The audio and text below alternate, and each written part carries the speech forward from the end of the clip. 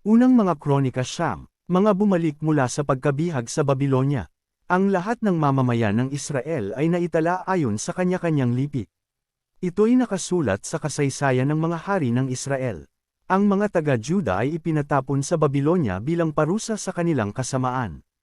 Ang mga unang bumalik sa kanilang mga lungsod at lupain ay ang mga pari, mga Levita, mga tagapaglingkod sa templo at mga karaniwang mamamayan.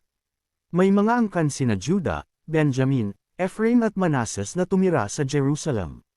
Mga nanirahan sa Jerusalem. Sa angkan naman ni Perez na anak ni Juda ay si Uti na anak ni Amihud at apo ni Omri.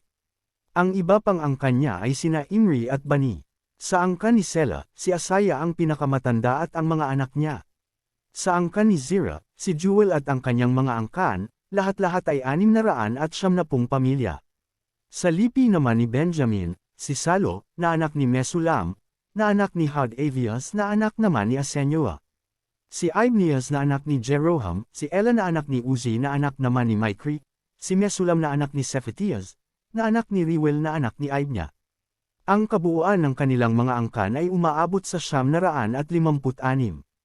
Lahat sila'y pinuno ng kani-kanilang sambahayan. Ang mga pari sa Jerusalem. Sa pangkat naman ng mga pari ay kabilang sina Jedias, Joarib at Jekin. Si Azarias na anak ni Hilkias ang pinakapuno sa templo.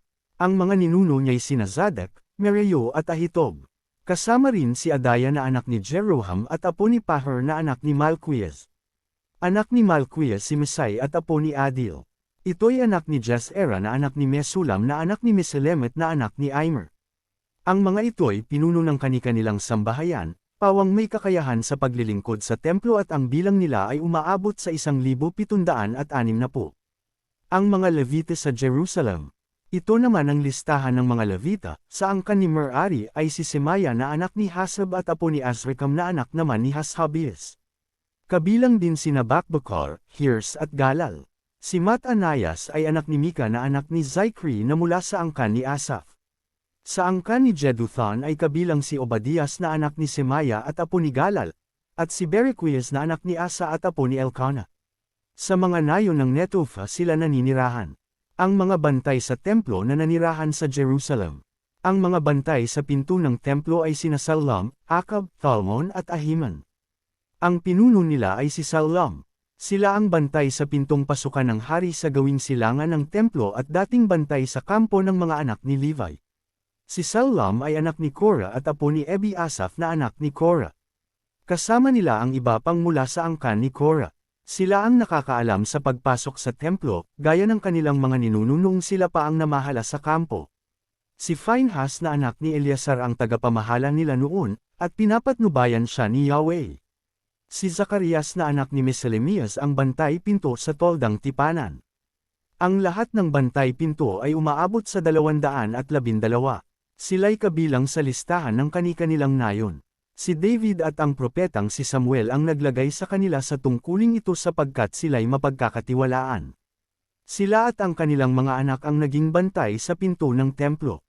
Sa apat na panig nito, sa silangan, sa kanluran, sa hilaga at sa timog ay may mga bantay. Ang mga kamag-anak nila sa mga nayon sa paligid ay dumarating doon tuwing ika-7 araw upang makatulong nila.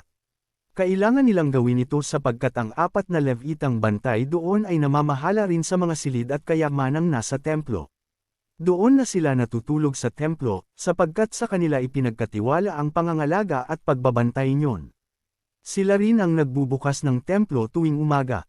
Ang iba sa kanila'y tagapangalaga ng mga kagamitan sa paglilingkod, sapagkat kailangang bilangin nila iyon tuwing gagamitin at ibabalik sa lalagyan.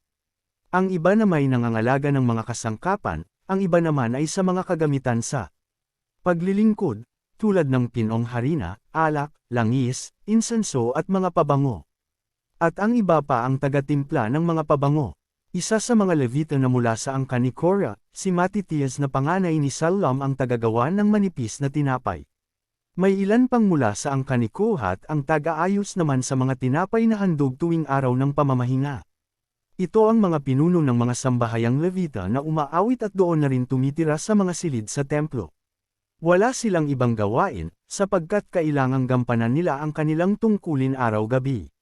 Sila'y mga pinuno ng mga sambahayang Levita ayon sa angkan at sila'y sa Jerusalem naninirahan. Ang mga ninuno at angkan ni Haring Saul.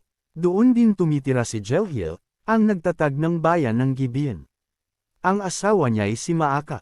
Ang mga anak nila'y sina Abdon, Zur, Kish, Baal, Ner, Nadab, Gedor, Ahio, Zacarias at Miclot. Si Miclot ang ama ni Simim at ng iba pang kamag-anak nilang nakatira sa tapat ng Jerusalem. Si Ner ang ama ni Kish na ama naman ni Saul. Si Saul ang ama ni Jonathan, Melchishua, Abinadab at Esbaal. Ang anak ni Jonathan ay si Merib Baal na ama naman ni Mika. Ang mga anak ni Mika ay sina Piton, Melech, Perea at Ahaz. Si Ahaz ang ama ni Jor.